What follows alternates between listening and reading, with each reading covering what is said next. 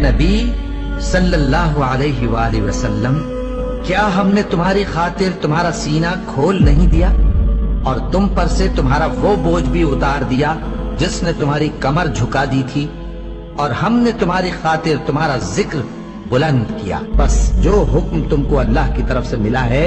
وہ لوگوں کو بے دھڑک سنا دو اور مشرکوں کا ذرا خیال نہ کرو۔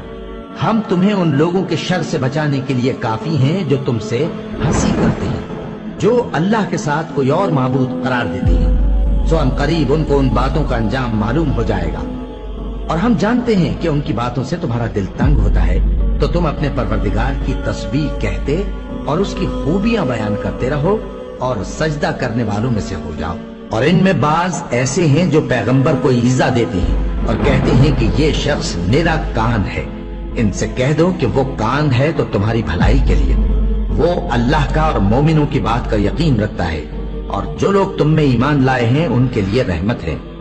اور جو لوگ اللہ کے رسول کو رنج پہنچاتے ہیں ان کے لیے عذاب علیم تیار ہے۔ جو لوگ اللہ اور اس کے رسول صلی اللہ علیہ وآلہ وسلم کی مخالفت کرتے ہیں وہ نہایت ذلیل ہوں گے۔ اللہ نے یہ بات لکھ دی ہے کہ میں اور میرے پیغمبر ضرور غالب رہیں گے،